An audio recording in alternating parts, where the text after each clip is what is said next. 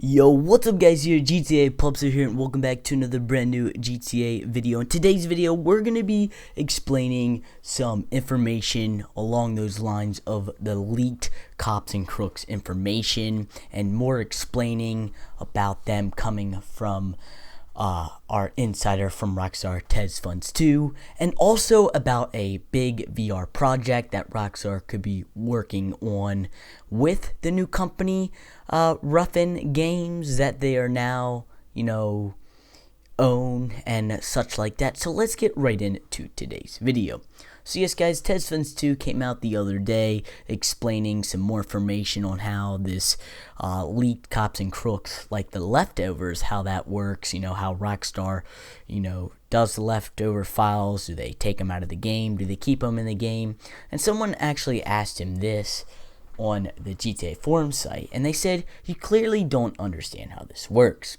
There are always leftover files, because it's easier to just left it in than waste your time trying to find and remove every little thing, especially when you have to add it back in later on.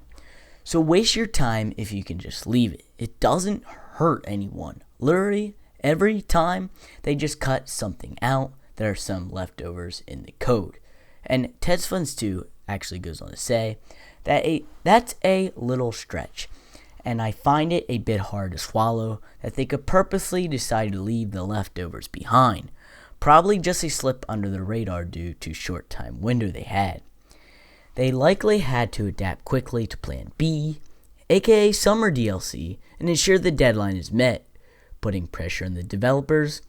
Also, some content may have been made before the DLC was canned or shelved, like the Cubeta 3 CNC comment in the controls file, which was the biggest giveaway. We could assume that was set up earlier and didn't require much inspection, since it was working as an attendant. On top of all that, they were working from home, which exacerbated the problems. So what Tez is trying to get out of is, when we got that summer DLC, aka summer DLC as you could say, and everyone thought we were getting a quote-unquote Cops and Crooks DLC to come, the guy sort of got just a little mad at Tez Funds 2, because he just didn't understand why Rockstar would, why they would take out the files and just not leave them there.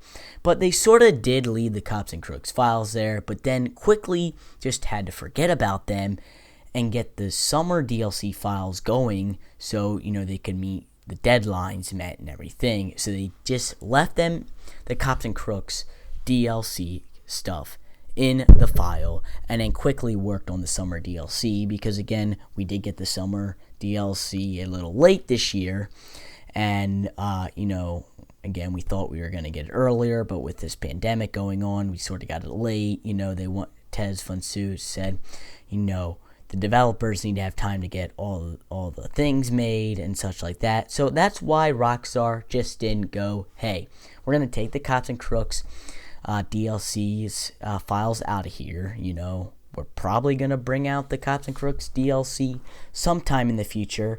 If that's this year, before 2021, hardly likely not to believe that, just because we know what the lineup DLCs are coming in the rest of the 2020 year, and they're probably going to say, okay, for the next generation, we'll bring out the Cops and Crooks DLC, so we just have the files here and we can just transfer them over to next gen.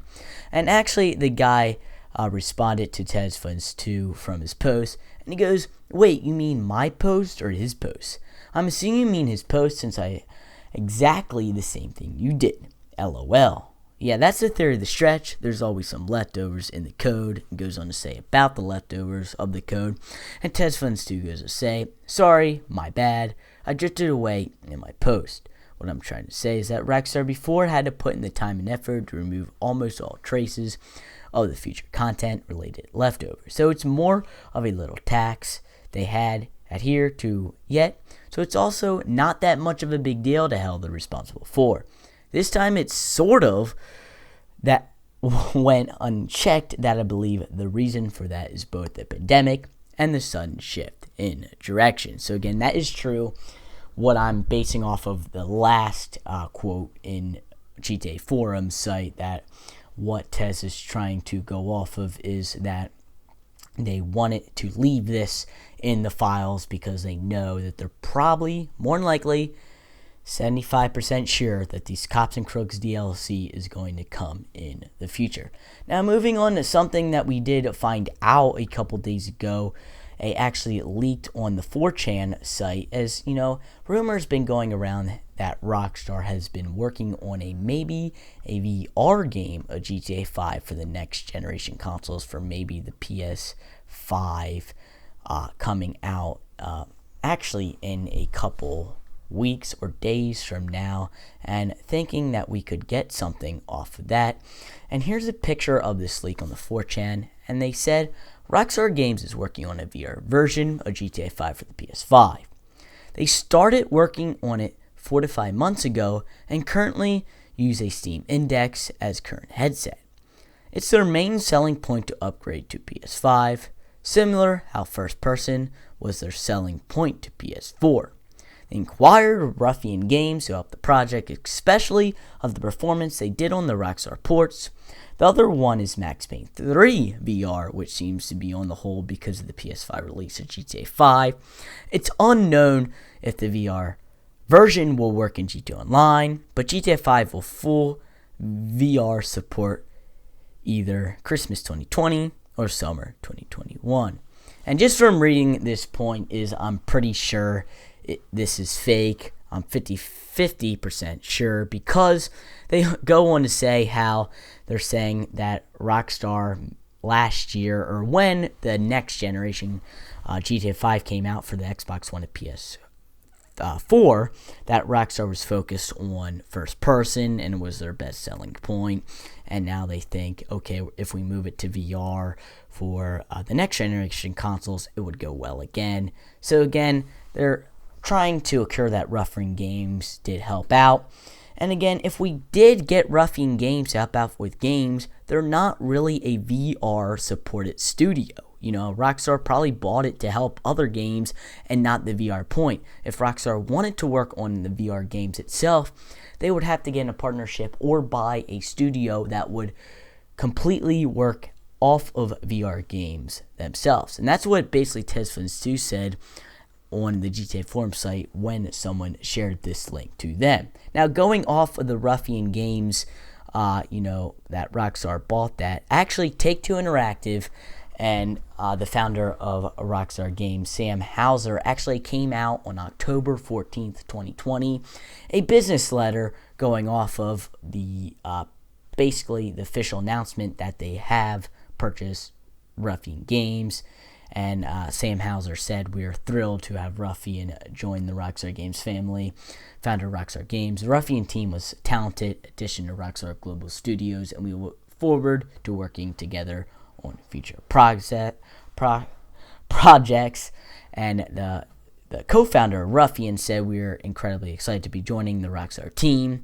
Not only do we have the opportunity to work on some of the most successful entertainment properties in the world, but Rockstar's investment in our studio is a great sign for the continued expansion of game development here in Scotland." So again, that is a good letter from Take-Two Interactive.